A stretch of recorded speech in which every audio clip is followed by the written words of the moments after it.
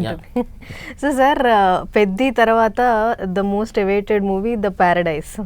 So ఆయా షేర్‌లో మాకు చాలా మాస్‌గా అసలు బ్యాక్‌గ్రౌండ్ అంతా ఫుల్, అంటే నాని గాడితో బ్యాక్‌గ్రౌండ్ పోటీ చేస్తున్నట్టు అనిపిస్తుంది మాకు. సో అదెలా ప్లాన్ చేస్తున్నారు? ఎలా వర్క్ జరిగింది? ఇట్స్ క్రియేటెడ్ వరల్డ్ అండి. It's completely fictional world. ఆ వరల్డే మారిపోతుంది మళ్ళీ. సో అది కూడా 80స్‌కి సంబంధించిన హైదరాబాద్ బేస్డ్ బ్యాక్‌గ్రౌండ్ లాగా ఉండే కథ. అండ్ విజువల్స్ గురించి వీటన్నిటి గురించి మాట్లాడితే ఇంకా this lot of time we can talk. But ఆయా షేర్ పాట వైజ్ ఐ థింక్ మీరు అందరు చూసుంటారు. ఒక పెద్ద బిర్యానీ హండీ చేయాల్సి వచ్చింది విజువల్గా. అదొక స్పెషల్ ఎలిమెంట్ ఆ సాంగ్కి. అండ్ ద హోల్ సాంగ్లో you will be seeing different locations, setups కానీ విచ్ ఆర్ న్యూ. రెగ్యులర్గా చూసే మన సెటప్స్ లాగా కాకుండా కంప్లీట్గా ఒక వరల్డ్ బేస్డ్ సెటప్స్ లాగా ఉంటాయి. ఓకే. సో సార్, బ్యాక్‌గ్రౌండ్‌కి తగ్గట్టు నాని గారి కాస్ట్యూమ్స్ అవన్నీ డిజైన్స్ చేస్తూనే ఉంటారు ముందే ప్రీ ప్రొడక్షన్‌లో. Yeah okay. సో ఈ ఎమోషనల్ మూవీకి ఎలా ఉంటుంది సార్ వర్క్? ఎమోషనల్ అంటేనమ్మా it can every technical aspects will be playing its own role. It's not like ఈ ఒక్కదాని వల్ల జరుగుతుందని. Music will also play. Scene ఎంత ఎమోషనల్గా బ్యాక్గ్రౌండ్ ఆర్ఆర్ అవ్వచ్చు, మ్యూజిక్ అవ్వచ్చు, that will also elevate a scene. ఒక లైటింగ్ స్కీమ్ అవ్వచ్చు, వెనక ఉండే లైటింగ్ అవ్వచ్చు, ఇప్పుడు ఆ టైంలోనే ఒక ఎఫెక్ట్ అవ్వచ్చు, వర్షం పడవచ్చు, లేకపోతే గాలి దుమ్ము వస్తుందా, ఇవన్నీ all these factors will enhance the overall emotion of that scene అవ్వచ్చు, లేకపోతే సిచ్యువేషన్ అవ్వచ్చు. Okay sir. సో ఈ మినిమలిస్టిక్ సెట్స్ అనేవి ఎందుకు ఉపయోగిస్తారు సార్? మినిమలిస్టిక్ సెట్స్ ఎలా యూజ్ చేస్తాము అంటే జనరల్ అండర్స్టాండింగ్కి, ఇప్పుడు ఒక హౌస్ సెట్ ఉంది అనుకుందాం. ఆ హౌస్ మొత్తం మనం సెట్ వేసుకోవడం ఒక పద్ధతి. అంటే కిచెన్ అవ్వచ్చు, కారిడార్ అవ్వచ్చు, బ్యాక్ యార్డ్ అవ్వచ్చు, లేకపోతే హాల్ అవ్వచ్చు, ముందు ఉన్న పోర్టిగా అవ్వచ్చు. So different sections will give overall tone of this house set. కానీ మనకి పర్టికులర్గా ఒక సీన్లో ఓన్లీ కిచెన్ సెట్టే ఉంది, అక్కడ ఓన్లీ కిచెన్ వరకే సీన్స్ ఉన్నాయి, మిగతా ప్లేస్లో ఎస్టాబ్లిష్ లేదన్నప్పుడు will not build the whole set.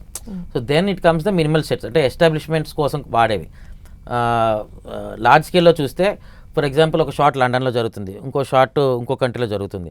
So ఆ ఒక్క షాట్ కోసం లండన్ వెళ్ళాం, ఆ ఒక్క షాట్ కోసం ఇంకో ప్లేసెస్కి వెళ్ళాం. సో ఆ బ్యాక్గ్రౌండ్ ఎంతవరకు కనిపిస్తుంది అంతవరకు మనం క్రియేట్ చేసుకుని దాంట్లో will try to use whatever we need for the shots. Sir, ఈ 'పెద్ది' మూవీలో మీరు కొత్తగా ఏదైనా యూజ్ చేసిన ఎలిమెంట్స్ ఉన్నాయా? కొత్తగానేం లేదమ్మా. Basically we never worked in some templates. For example మనకు ఛాన్స్ రావాల్సి వస్తుంది. శ్యామ్ సింగ్ రాయ్ అవన్నీ కలకత్తా బేస్డ్ ఉన్నాయి కాబట్టి కలకత్తా బేస్డ్ మీద అక్కడ ఉండే ప్రాప్స్ మీద వాటి మీద వర్క్ చేస్తాం. అలాగే కమింగ్ టు 'పెద్ది' ఏంటంటే మనకు విజయనగరం బ్యాక్గ్రౌండ్ ఒకటి ఉంది, అక్కడ కావాల్సిన ఎలిమెంట్స్ ఉంటాయి. సో వీ నెవర్, అంటే being an out cider general knowledge is different, but ప్రాక్టికల్గా ఎలా చేస్తారు, అంటే బెల్లం ఎలా తయారు చేస్తారు, ఇవన్నీ ప్రాసెస్లు మనకు ఐడియా ఉండకపోవచ్చు జనరల్గా చూసేది తప్ప. సో మన విజయనగరం వెళ్ళి ఆ ప్లేసుల్లో ఎలా వాళ్ళు చేసేవారు, ఆ టైంలో కెమికల్స్ లేదు. So how they are breaking down the sucrose, అంటే పసుపు ఏదో వాడి చేసేవారు, ఇవన్నీ రీసెర్చ్లో తెలిసింది. సో ఇవన్నీ ఎలిమెంట్స్ తెచ్చి ఆ టైంలో ఎలా వాడేవారు, అండాలు ఉంటాయి, అండాలు ఎలా ఉండేవి, అండ్ డెఫినెట్లీ అప్పుడు గ్యాస్ పొయ్యిలు ఏం కాదు. సో ఆబ్వియస్లీ స్టిక్స్ అండ్ కర్రలతో వాడేది. సో అట్లాంటి డీటెయిలింగ్స్ మనకి ఆ ఫ్యాక్టరీలో వాటిలో ఉంటాయి. Then at the same time coming to కుస్తీ అయితే ఈవెన్ ఏదైతే పిచ్ తయారు చేస్తామో it's not like easy process, and we never cheated. ఆ ప్రాసెస్ని ఫాలో అయ్యాం. ఆ మట్టిని చాలా ఫైన్ మట్టి ఉంటుంది అన్నమాట, రెడ్ మట్టి, దాంట్లో they will put ghee, then other elements అంతా వేసి they will make it microbial free, because మొత్తం బాడీ అంతా అంటుతుంది కాబట్టి. So it's process of work. వాళ్ళే చేసుకుంటారు, ఎవ్రీడే దాన్ని ఎనుపుతారు, ఇవన్నీ ఉన్నాయి. సో అవన్నీ ప్రాసెస్లు we established in the film. At the same time pitch use చేసింది కూడా మనం అవన్నీ వాడే చేసాం. ఓకే. సో సార్, నాకు ఇప్పుడు మీరు ఇదంతా చెప్తుంటే ఏమనిపిస్తుందంటే డైరెక్టర్ గారి కంటే ఎక్కువ పని మీకే ఉంది. అంటే విజువల్ డైరెక్టర్ గారిది ఎప్పుడైనా ఆ story, emotion, what ever is the play, they will do their job.